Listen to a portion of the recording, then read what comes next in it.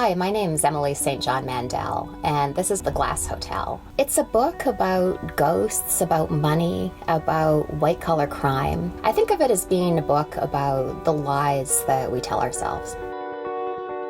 I really like ghost stories. It seems to me that when we use that phrase, ghost story, we tend to think of it in kind of classical terms. Like we think in terms of the ghostly figure kind of like wafting down the corridor in the Victorian house, that kind of thing. But it can be interesting to think about different ways of being haunted. Imagine the possibility that your life is haunted by the ghosts of the lives you didn't live. I kind of love that idea. Or the way we're all kind of haunted by things we wish we'd said or wish we hadn't said or had done or hadn't done. So that became kind of an organizing principle of the book. I wanted every section of the book to have some kind of hauntedness in it.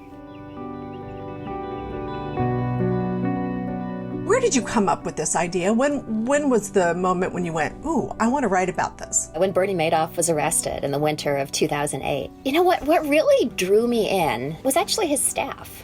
So that was a massive crime, a $65 billion with a B dollar Ponzi scheme.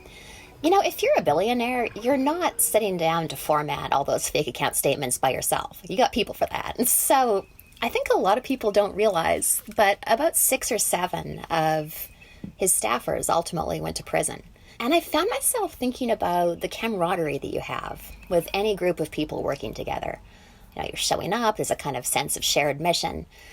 And thinking of just how much more intense and surreal and wild that would be if you were showing up with your coworkers on Monday to perpetuate a crime. I mean, that's just a crazy office dynamic. Do you have any rules that you obey when you are telling a story like this? So all of my novels have been nonlinear. And I feel like there's a right way and a wrong way to do that. And the wrong way is to kind of show off and make it incredibly complex and make it really difficult to follow. I guess my only real rule is I try to be clear about where we are in time with a nonlinear work. That might be just about it.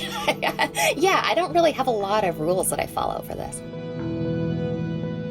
Emily, thank you so much for being here. I'm thrilled for all your success. It's been such a pleasure. Thanks for interviewing me. And thank you for watching A Word on Words. I'm JT Ellison.